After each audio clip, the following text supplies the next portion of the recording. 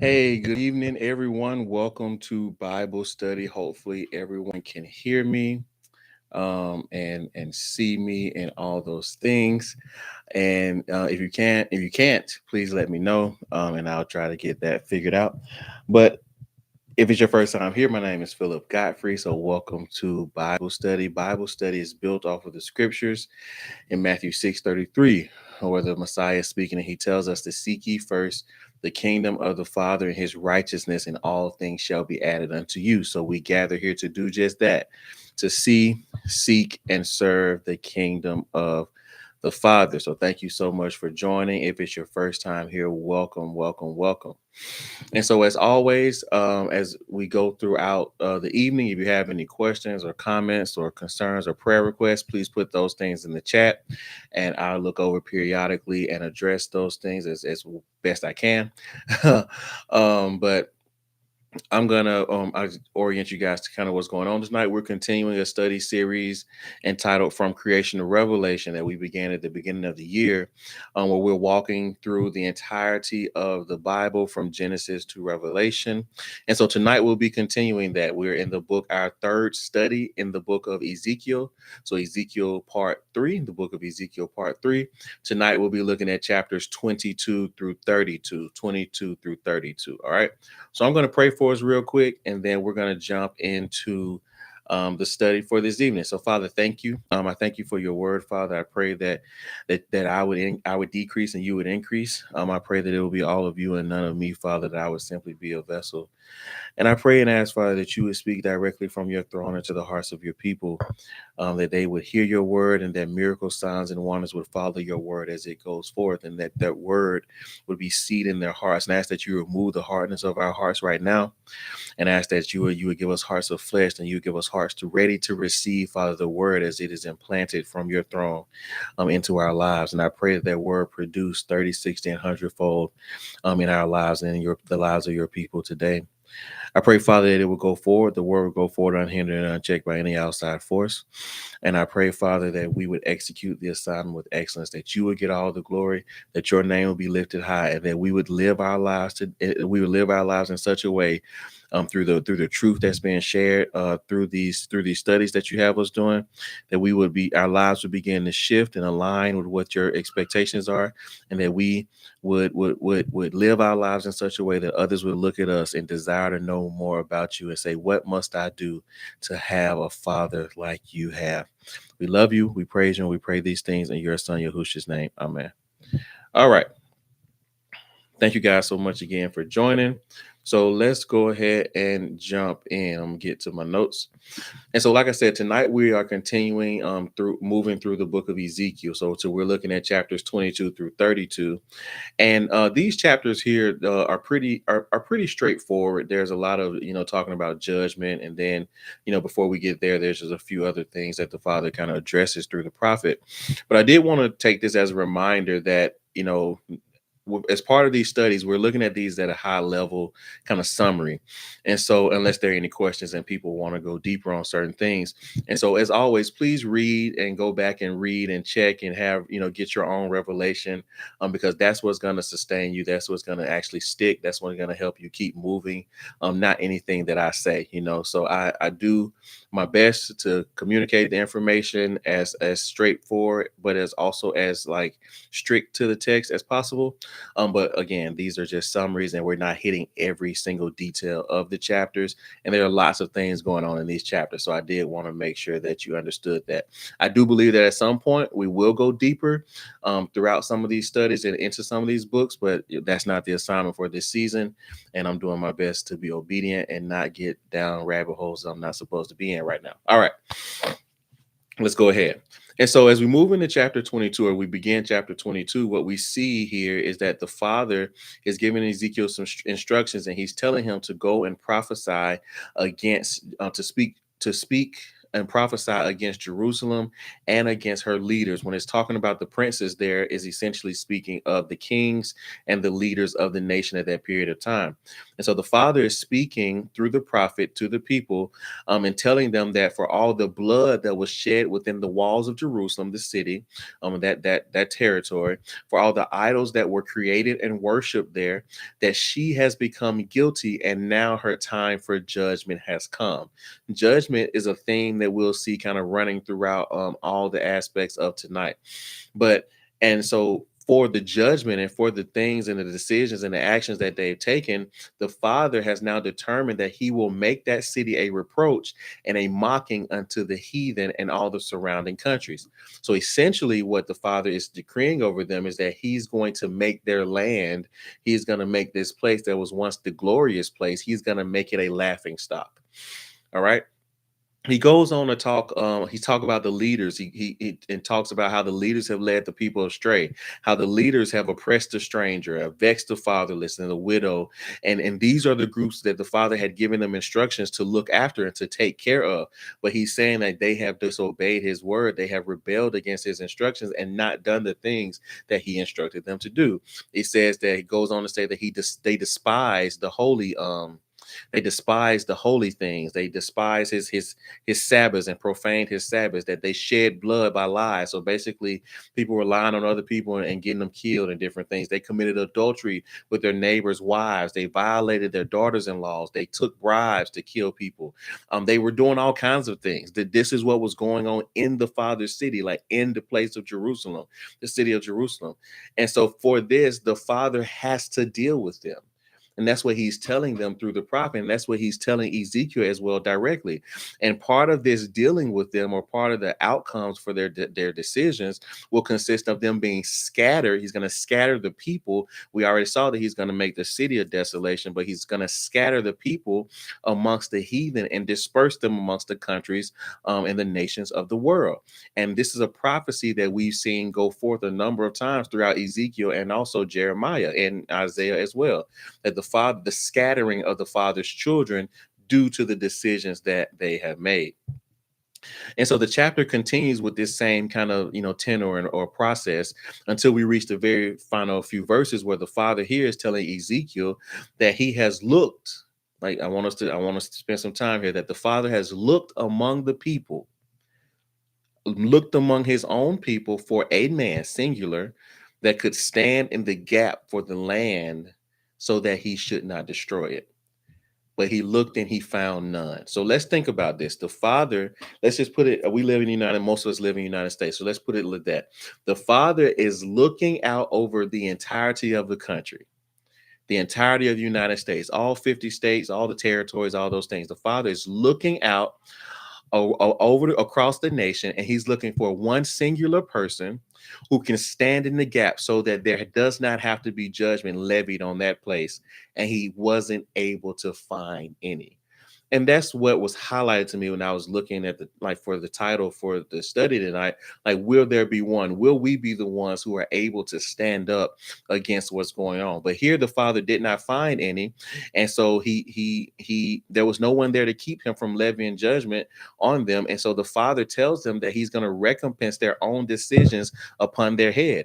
And this is not what we ever want. We never want our decisions to be recompensed upon us from the Father. So what he's telling them is that, hey, he's going to recompense, like he's going to repay back unto them idolatry. He's going to repay back unto them sin. He's going to repay back unto them adultery and sexual immorality. He's going to recompense those things upon their head, because those are the decisions that they made. Rebellion, witchcraft, all those things were the decisions that they made. And so we this shows us, and I believe it points to the necessity of the Messiah and the shedding of his blood, because here we see the Father had not been able to find one. But by the time the Messiah came, he was able to find one who could stand in the gap for, so that we would not have to live through the destruction that the sin required for his people for us as people to walk through. Does that make sense? What's going on here? But yes, my heart, and I believe our heart, it should be that we align ourselves in such a way that if the Father is looking for some to be committed to him, to be aligned with him, if he's looking for his remnant that he set out there, that we would be found with those. Because as we walk through the prophets, as we walk through these what they call them the major prophets, the minor prophets, whatever. As we walk through the prophets, the prophetic section of the book, what we will see is that there's always a remnant.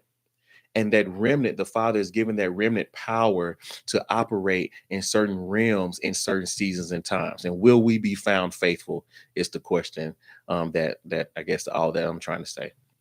But let's keep going.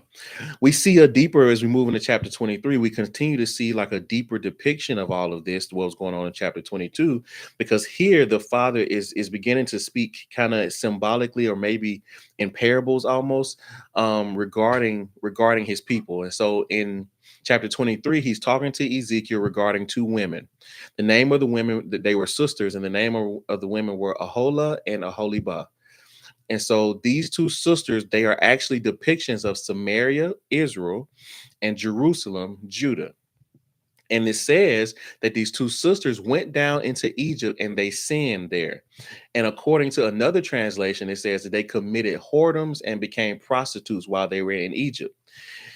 And so it goes on to tell us how there, while they were in Egypt, they chose to follow after the people of the other nations, like the Assyrians, like like the Chaldeans, like the Babylonians. They chose to follow after these other nations, and both of those decisions, the prostitution, and also the alignment with these heathen nations, caused them to fall away from the Father and to not remember His instructions toward them.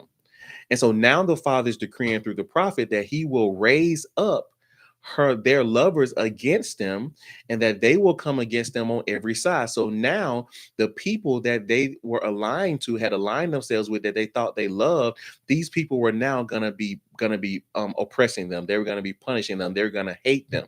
And this is a depiction of what we see again, what we see with going on with Israel and Judah. The people, they chose to follow after Egypt. They chose to follow after the ways of the Chaldeans. They chose to follow after the gods of the Babylonians. And now these are the people who are oppressing them. And so that is what the Father is speaking here symbolically.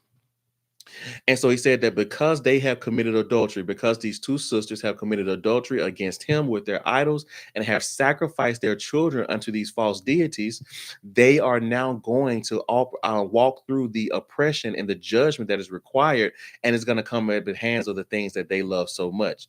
What we see here, kind of more practically on a level today, is how people can get things that they desire, or they can get things that they have idolized, and then those things begin to kind of suck the life out of them. Have you ever noticed that, like, people get something they really wanted, and then it just becomes everything just kind of begins to revolve around it and all these things?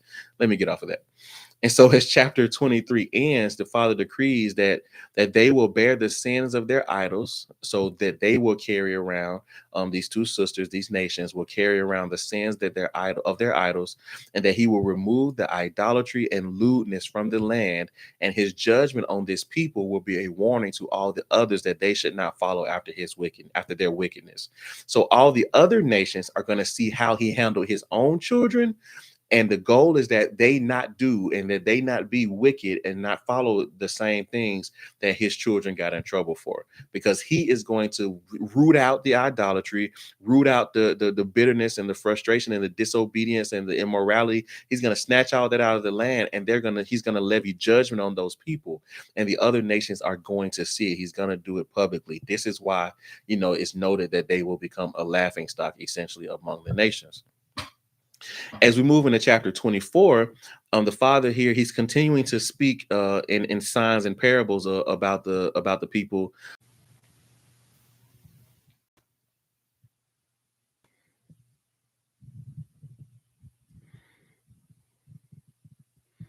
Hey, am I back? Okay, great, thanks. I don't know what's going on. This is an entirely different computer than I normally use, but let's just keep going. All right.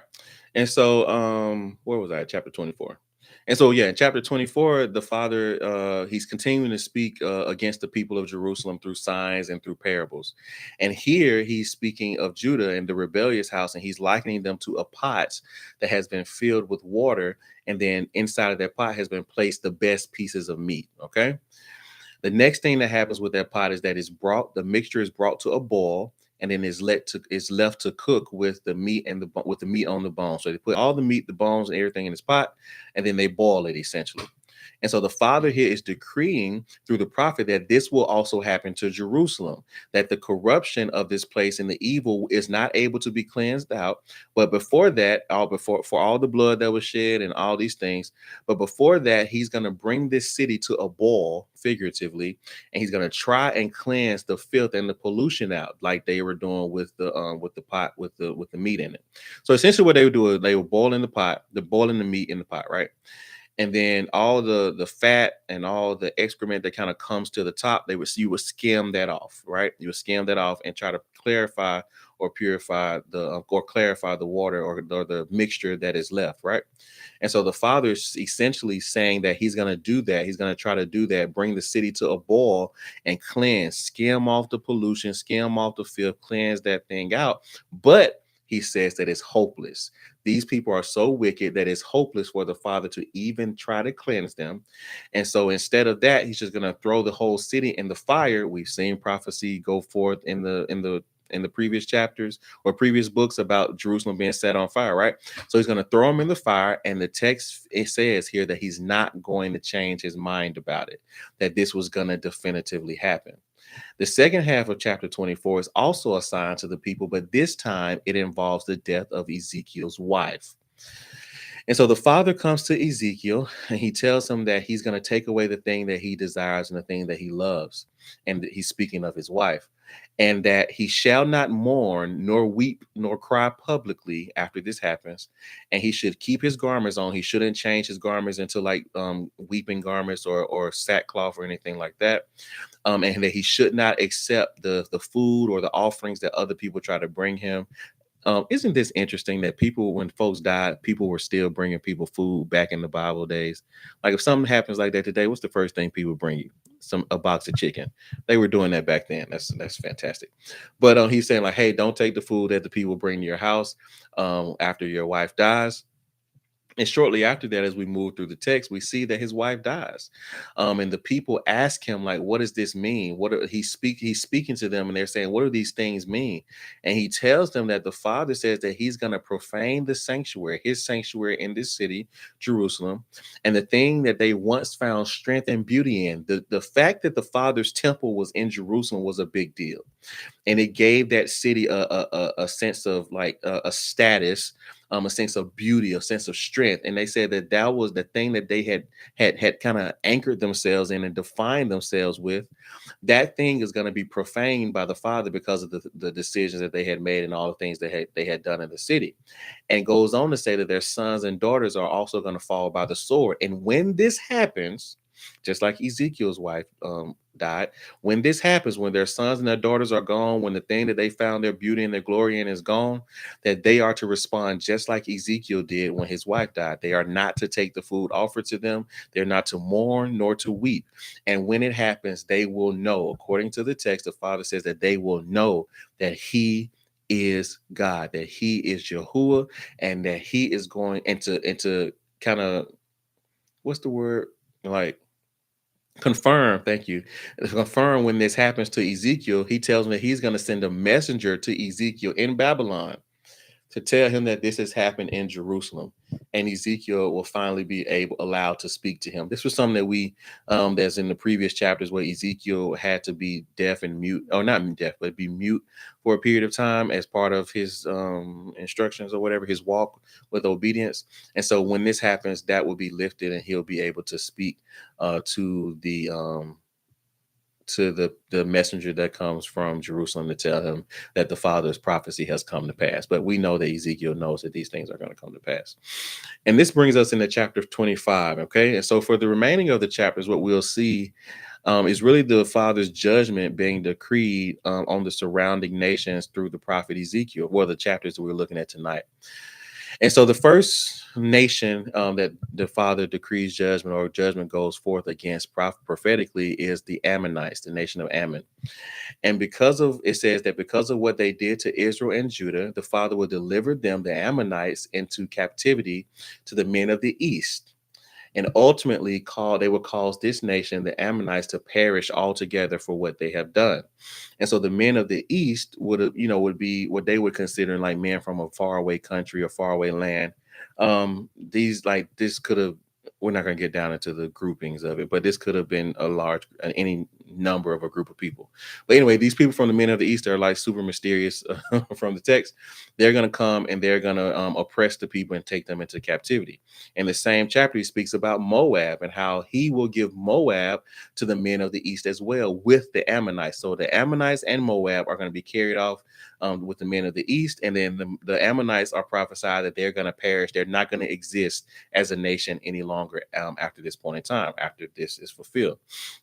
The chapter goes on to prophesy or decree judgment over Edom, who we know are the descendants of Esau. And the text says that the Father will remove all the men and animals from the land of Edom and make it a desolate place. And then it goes on to say that vengeance is going to come upon, so basically judgment will come upon Edom by the hand of Israel. So the Father is going to use the hand of Israel, the people of Israel, to judge or bring vengeance upon Edom and that land and that nation. And the text tells us that the Father will use them to bring his fury to pass will use Israel to bring his fury to pass against the Edomites. And yeah, finally in chapter 25, we see judgment against the Philistines. And so the Father decrees that he's going to destroy the Philistines with furious rebukes. And when this happens, they will know that he is God. The Philistines, who are a heathen nation, will know that he's God, that he is Yahuwah, and that he's the one controlling all of this. These judgments continue into chapter 26, where now we see Tyre is getting judged. So the nation of Tyre is getting judged. And the text tells us that it's because of their posture toward Jerusalem. So the Father says that basically Tyre had caused Jerusalem. Well, Tyre was influential in that region, just kind of period. Tyre was a nation of great wealth. The city of Tyrus, which we'll talk about in a second, was like a merchant city. So it was on the sea. They dwelt in all types of like linen and all types of precious stones, and there was lots of money kind of flowing through that region. And so they were very influential with all the nations that were surrounded by it. And so the Father here says that because of their posture towards Jerusalem, he's going to cause many nations to come up against them and destroy the walls of Tyrus, which was like the capital city or a very prominent city in that nation. And this is going to break down the land, and he's going to lay the sword against the people, and they will not be built anymore. So here he's decreeing that Tyrus is not going to be a city anymore. It's not going to be built back, and the people are going to be slain because of the things that they have done towards his people. The text goes on to say in this chapter that the fall of Tyre will affect the entire region, and the surrounding people will lament at how this once powerful coastal city has been destroyed and come to nothing, fairly quickly. And so the chapter 26 ends by saying that the city will go into the pit and be buried beneath the earth. So I don't know how this works, but the text says that the entire city is gonna go into the sea, I guess, or go into the pit, the underneath the world, and be buried beneath the earth. You can kind of study that out. If somebody knows what that means, please let me know. But I'm just telling you what it says. I don't know how an entire city gets into the pit, but that's not for me to it's not for me to figure out because they can do whatever they want to down there. All right, chapter 27. As we move into chapter 27, this is also talking about Tyre. But now we saw the judgment in chapter 26, but now it's a lamentation. And we looked at the book of Lamentations last week, I think. And so lamentations are kind of like, sad poems or poems of sorrow for what's kind of going on. And so this lamentation here is a poem of sorrow or sadness towards Tyrus, this city that we just talked about. And so it really just talks about how the chapter talks about how great it was, how great the city was, how influential the city was, and how ultimately now it's come to nothing, that it has become a place of utter destruction, doesn't even exist anymore because it says it's down in the pit. And as we saw in the previous chapter, it reiterates that the leaders around them will be afraid because of what happened and how this city just ceased to exist. This brings us into chapter 28, where now judgment is being decreed against the king of Tyrus. So in chapter 26, we saw the city of Tyre, I mean the nation of Tyre being judged and the city of Tyrus being judged. Now we saw in chapter 27 a lamentation for Tyrus and Tyre. And then in chapter 28, now we see that the father is addressing or decreeing a prophecy against the king, the leader of the city of Tyrus. Okay, so hopefully that's making sense. And so here, this decree talks about, or this prophecy talks about how the king of Tyrus had become so great, and he was so wise that he became full of pride. And it goes on to say that he considered himself a god. He even decreed that he was a god multiple times. Like he said, like I am a god. He was talking of himself. And it talks about how his wisdom and his pride have become a stumbling block. And now strangers are going to come unto him, and he will die as someone without honor. So this was a person who had built himself up. And as we look at the second half of the chapter, the text even says that God had given him this wisdom, that God had elevated him in this way, but he got so full of pride, that he began to see, feel like he had done those things for himself, feel like he had arrived. And many, you can take this information how you want it, but many, like historians and whatnot, they believe, or theologians, they believe that this is a depiction, the king of Tyrus is actually a depiction of Satan. And so that's something interesting to think about, because the language of the second part of the chapter is interesting, where it talks about that the king of Tyrus was in the Garden of Eden. It talks about how he was a cherub, and it talks about all these things. And so it talks about how he was perfect in all his ways, and then pride came and corrupted him, and a fire from the Father will now come in and devour him. So it's interesting to see kind of some of the depths of what's going on here with Ezekiel and what he's prophesying. And as chapter 28, also in chapter 28, as we move on down, after the king of Tyrus, the lamentation for him, we see that the father is now decreeing judgment against Zidon, which is a city in the nation of Tyre as well. And he decrees that there will be judgments executed in that place, and that pestilence will come upon it, completely devour it. And the chapter ends with the father is talking about how the removal of Zidon, this nation that we just talked about previously, that through the removal of that nation, Israel will no longer have neighbors that are trying to tear at her like thorns. So these nations had become a stumbling block for Israel, the father's people. And now, as he's removed them and judged them, that they will no longer have those same things. They will no longer have those things pricking at them. And it talks about chapter 28 goes on the end to talk about a regathering, the regathering of the house of Israel, and how when they come back from where they're, well, when the Father brings them back from where they are scattered, that they will now be sanctified. They are going to be dwelling in their land. They're going to build houses, plant vineyards, and they're going to be able to do this confidently and safely, because the Father has judged all those nations that were around about them, that were pulling them down, that were kind of nipping at them and trying to get after them, that those things are going to be removed. And now they will be able to dwell in safely when he places them back in this place. Chapter 29. So we saw all those chapters were about about the father's judgment against Tyre. As we move into chapter 29, the father is now addressing the judgment of Egypt. All right. And so here the father tells Ezekiel to go up and prophesy against Pharaoh and all of Egypt. And the father tells Pharaoh that he is against him, partly for the blasphemies that he's spoken and saying, partly for how he treated his people, but also partly for how he has blasphemed the name of the father, and speaking that he was the one himself who had made the river. He had made the great river of the nation, and he was the one who dug it. He was the one that filled it with fish. Like, he just believed that somehow. I don't know how he thought he dug a river, um whatever. And so he's heaping all of this praise, or heaping all of this glory unto himself. And the father is saying that because of these blasphemies, he's now going to be judged. And how he's going to judge him is that, this is so, I don't think it shouldn't be funny. It's hilarious to me. But how he's going to judge him is that he's going to lead him out of the nation. He's going to lead Pharaoh out of the nation. And that river we were just talking about, that he said was his, that he created, is full of fish. And the father says that the fish from that river are going to stick to him. Now, I don't know how that happens, but the fish are going to stick to him. He's going to have fish all over him as he goes out of the city, as he's led out of the city. And then once he's out of the city, he's going to be thrown into the wilderness. And then the beast of the wilderness and the fowls of the air are going to devour him and all these fish that he got on him.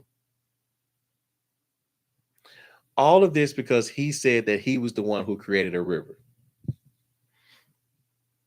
which I find fascinating. So anyway, the same thing that he decreed that he blasphemed the Father with is how he died. is it led to his death, which is so wild to think about for me.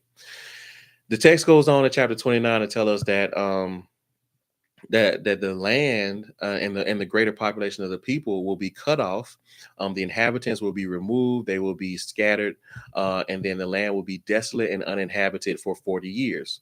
But after 40 years, the text says that the Father will gather the Egyptians from where he scattered them. But this time, when he brings back the Egyptians, they will not be a powerful nation, according to the text. This says the text actually uses a term in the King James says base. So they will be like a normal nation. They're just kind of be a run of the mill nation, a regular nation. And now, with them not being the powerhouse that they once were, the super nation that they once were, Israel will not be able to look at them as their place of confidence any longer. So the very place they I guess kind of substituted them for the Father. They substituted Egypt for the Father, and they were looking to Egypt to be their place of comfort, their place of strength, their place of hope and confidence, when that should have been the Father all along. He's going to remove this nation. They aren't going to be powerful anymore. They aren't going to be great anymore. They're going to be, kind of mediocre or regular or whatever. And now they won't even be able to look at them in that same way, which I think is anyway, I think is interesting. As chapter 29 ends, we see the Father telling Ezekiel that he's going to give the land of Egypt to Nebuchadnezzar as well. And so the land of Egypt is going to go into Nebuchadnezzar. Nebuchadnezzar is going to rule over it for a period of time, probably these 40 years while it's desolate. Then all these other things are going to happen. All right, let's move into chapter 30. So similar to what we saw with Tyre, chapter 30 is speaking about, we saw the judgment in chapter 29 of Egypt. Now in chapter 30, we see the lamentation for Egypt. The Father goes on to say that, that everything that upheld Egypt, like all the people that supported Egypt, all the tributaries, all the things that were flowing into Egypt, all of those things are going to fall. And the fall of Egypt will include the fall of Ethiopia, Libya, Lydia, all the mingled people, there's a whole race or nation of people that are considered the mingled people. So that's a whole nother thing to discuss at some or study out for yourself at some point. And that all these things and other nations are going to fall by the sword as well. So when Egypt falls, all these other nations are going to fall by the sword. And here the Father is also talking of that the destruction will come on that place, Egypt. It's going to come on these other nations, but it's also going to come upon the idols of that land. And so one thing that when we think about the idolatry of this region at that period of time, they would have had idols that ruled ruled over areas or lands. Like, how do I say this? Like actual, like, how we have, you have a house and you have like the house has a certain acreage or boundaries. They would have had idols that ruled over certain territories. Thank you. Over certain territories. So they would have had an idol that ruled the sun, an idol that ruled the water, an idol that ruled the jurisdiction. Thank you. The idol that ruled the river and all those things. And it says that when this land and these people are removed and the sword comes down, he's now going to judge these idols as well as he's removing the meat, the people and the beast and all that. The idolatry is going to be going away as well. So chapter 30 ends by telling us that, the Father, it just speaks again about the Father scattering the Egyptians at the hands of the king of Babylon, which we just talked about previously. So I'm not going to spend too much time there. Chapter 31 is still talking about Egypt. Here, the Father is again similar to what we saw with Tyre and Tyrus, that the Father is speaking to Pharaoh through the prophet directly, or through the prophet, he's speaking to Pharaoh.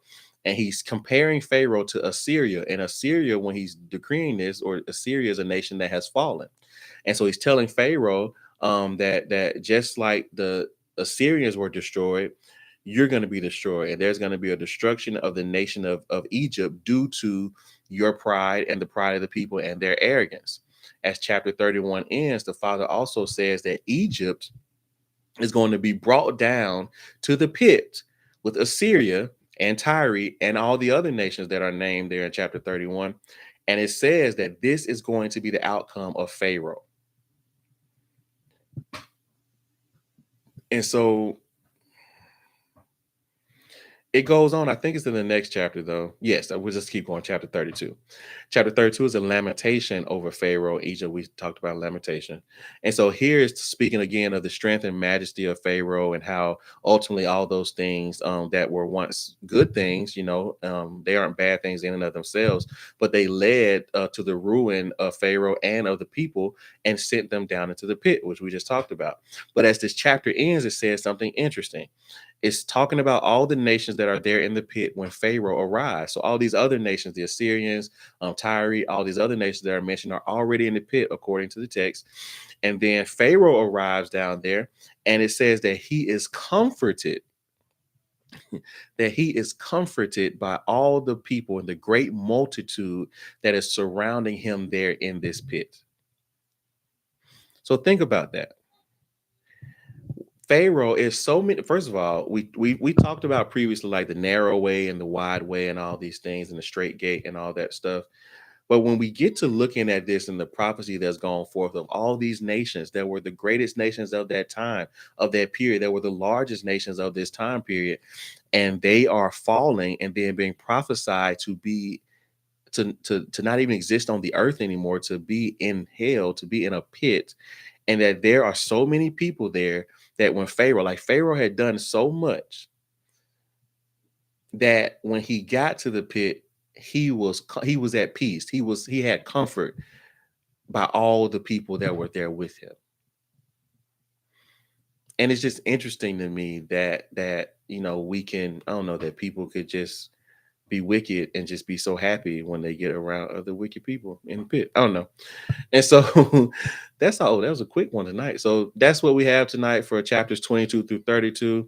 If there are any questions, please let me know. But oh yeah, this week as we move throughout the week, we'll be looking at chat on Wednesday, chapters 33 through 39. And then on Friday, chapters 40 through 48. So we'll be finishing Ezekiel this week. And then on Sunday, we'll be looking at the book of Daniel. All right. So please, come back next week for the book of Daniel and prepare to do that. Go ahead and read Ezekiel, the rest of Ezekiel this week, and then read the book of Daniel. It's only 12 chapters, I believe. So read the book of Daniel for next week.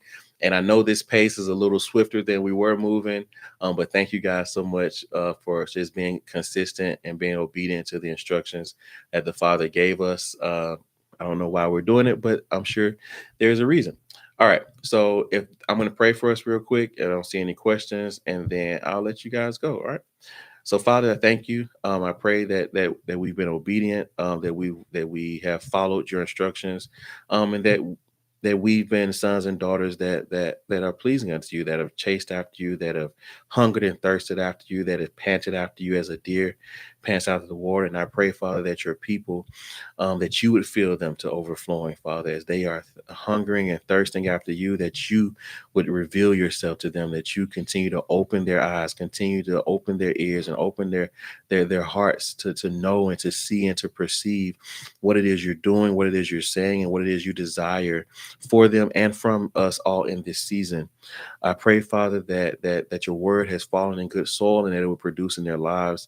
I pray, Father, for the things that no one knows that's going on with them, Father. I pray that you would move and touch them in those spaces and places this week, even now, Father, for the healings that are needed, for the hope that is needed, for the strength that is needed, for the recompense that is needed, for the reparations that are needed, for the the the warfare that is needed, like the attack that are needed, like the fighting. Thank you. The fighting that is needed from them and for them on their behalf.